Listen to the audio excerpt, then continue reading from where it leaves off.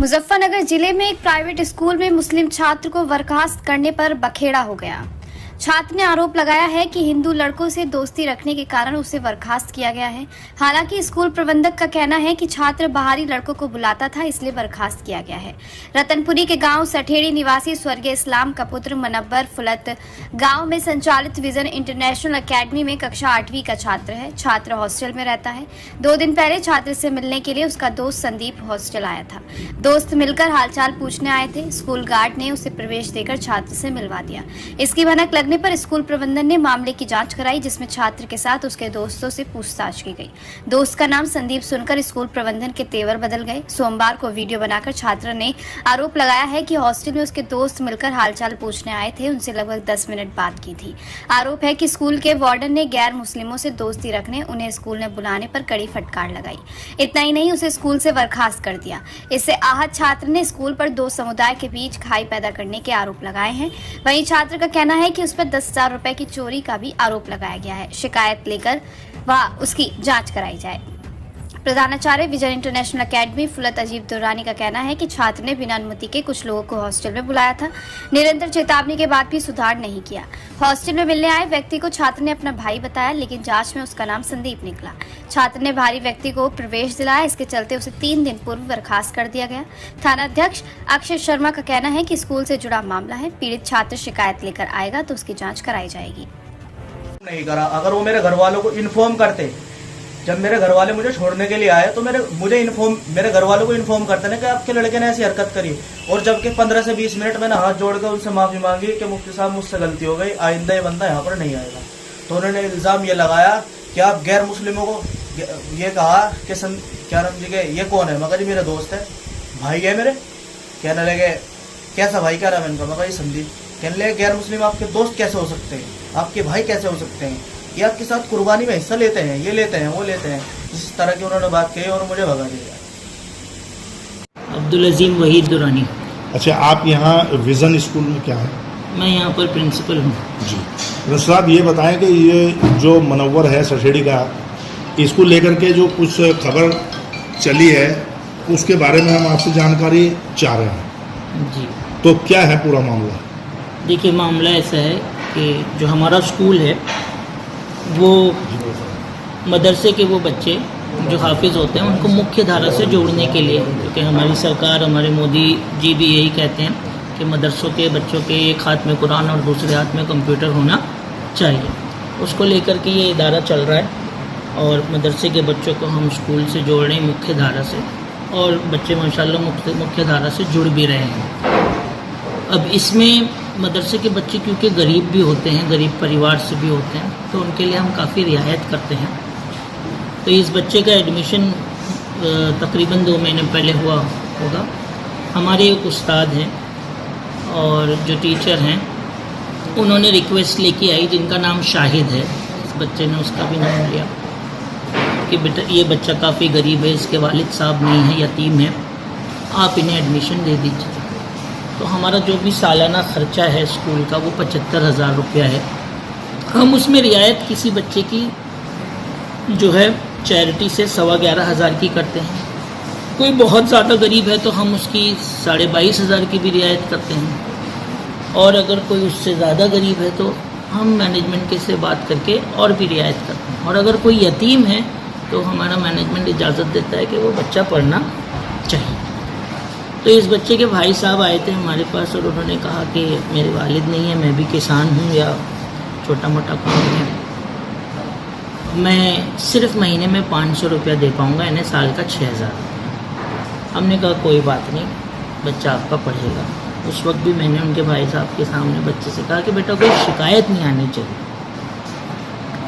आप यहाँ पढ़ें, आपको हम पढ़ाएंगे और आप मुख्य धारा से जुड़ेंगे भी, आपकी कोई। उसने भी कहा कि नहीं आना चाहिए, बच्चा ही है। जब वो जुड़ा तो उसकी 2-3 शिकायतें उसके टीचर्स के पास आई होगी, टीचर्स ने उसको समझाया वगैरह, और भी कुछ शिकायतें आई होगी, जैसे कि कुछ हमारे जो रूल्स रेगुलेशन है उसमें ये है कि माँ या बाप या गार्जियन बस यही आना चाहिए स्कूल में।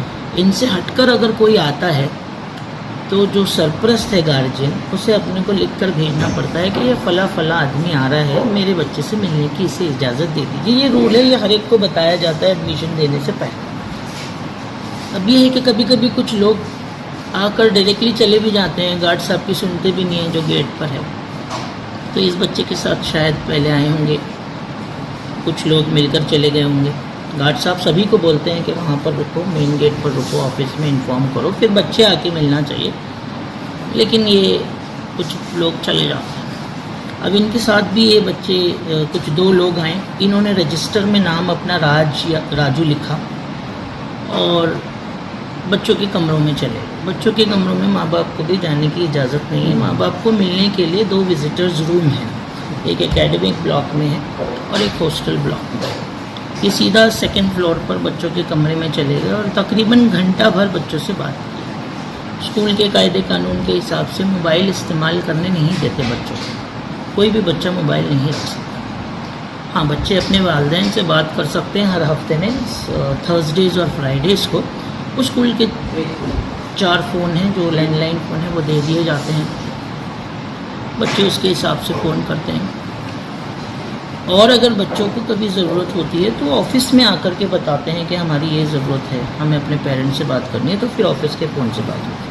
किसी भी बच्चे को किसी भी स्टाफ के फ़ोन से या बाहर के किसी फ़ोन से अपने घर पर फ़ोन करने की इजाज़त, आप खुद ही समझते हैं, सिक्योरिटी और सेफ्टी का मामला है और कुछ नहीं। अब ये लोग आए, जो भी 2 लोग होंगे, पहले तो उन्होंने रजिस्टर में नाम अलग लिखा और उनके नाम अलग थे और फिर बच्चों के साथ गए ऊपर और बच्चों के साथ कमरे में बैठा। उनकी रिकॉर्डिंग है और ये जो बच्चा है मुनव्वर, उसके साथ मोबाइल पर भी रहे और कम से कम घंटा भर रहे। दूसरे बच्चों को भी मोबाइल दिया बात करने के लिए, जो कानून के ख़िलाफ़ है और ये हर बच्चे को मालूम है कि ये हमारे कानून के ख़िलाफ़ है। अगर बच्चों को बात करनी होती या उस बच्चे से उसके परिवार से बात करवानी होती तो ये जो भी लोग आए थे वो ऑफिस में आते हैं, बोलते ये मुश्किल है, ये परेशानी है, इस बच्चे के पेरेंट्स से बात करवा दो, ऐसा कुछ नहीं। जब घंटा भर बाद हमें पता चला हमारे स्टाफ को कि कोई लोग हैं बच्चों के कमरे में, कैमरा से पता चला, तो स्टाफ को भेजा गया कि उनको बोलो कि आप को अलाउड नहीं है, आप जा सकते। फिर बच्चों से पूछा गया तो कुछ बच्चों ने कहा कि उसमें से किसी के पास से कुछ बात भी आ रही थी। मैंने तकरीबन खुद एक बच्चे से पूछा, उस वक्त मैं नहीं था, मैं थोड़ा बाहर था, स्टेट से बाहर था। तो आने के बाद मैंने, यानी उनके मुंह से कोई बदबू आ रही थी, कपड़ों से मुंह से बदबू आ रही थी। तो हमने एक बच्चे से पूछा कि वो बदबू काहे की थी, तो उसने कहा कि ऐसा लग रहा था कि वो शराब पिया हुआ। हमने पूछा आपको पता है कि शराब की बदबू कैसी होती है, तो उसने बोला हाँ। बहरहाल ये सारी बातों को ध्यान में रखते हुए फिर टीचर्स ने एक मीटिंग की और उन्होंने कहा कि बार बार अगर बच्चा ऐसा कर रहा है तो ये मुनासिब नहीं, और बच्चा इतना भी छोटा नहीं है कि उसको समझ में नहीं है। तो उसकी उम्र के छोटे बच्चे भी हैं, बाहर से लोग आना, बच्चों को फ़ोन देना, उनकी बातें करवाना, ये उनकी सेफ्टी और सिक्योरिटी के ख़िलाफ़ है और स्कूल के कायदे कानून के भी ख़िलाफ़ है। ऐसा नहीं है कि हम किसी को मिलने नहीं देते या किसी राजू या किसी प्रदीप या संदीप, जो भी नाम होगा, उसको मिलने नहीं देते। हमारे पास तो सब आते हैं। हमारे स्टाफ हैं पंडित शर्मा जी, जो बायोलॉजी और हिंदी पढ़ाते हैं, 6 साल से पढ़ा रहे हैं, हमारे परिवार जैसे हैं। हमारे स्टाफ हैं कल्लू साहब और उनका पूरा परिवार, जो हमारे हिंदू भाइयों के घराने से, वो 6 साल से हमारे पास काम कर रहा है। हमारे गांव के, हमारे दूसरे मज़हब के लोगों के साथ अच्छी रिश्तेदारी है, जोड़ है। हमारे फंक्शंस में आई भी हैं, इससे पहले उसकी भी फ़ोटो है। अब बहरहाल इस बच्चे के लिए जब डिसीजन हुआ कि ये बार बार अगर कानून तोड़ रहे हैं तो मुनासिब नहीं है, फिर ये भी पता चला कि इस बच्चे ने दूसरे बच्चों से थोड़े थोड़े करके 5,000 रुपये लिए हैं। स्कूल में अगर बच्चों को अपनी पॉकेट मनी जमा करवानी होती है तो वो वार्डन साहब के पास करवाते हैं और किसी के पास नहीं है। ये हर बच्चे को पता है।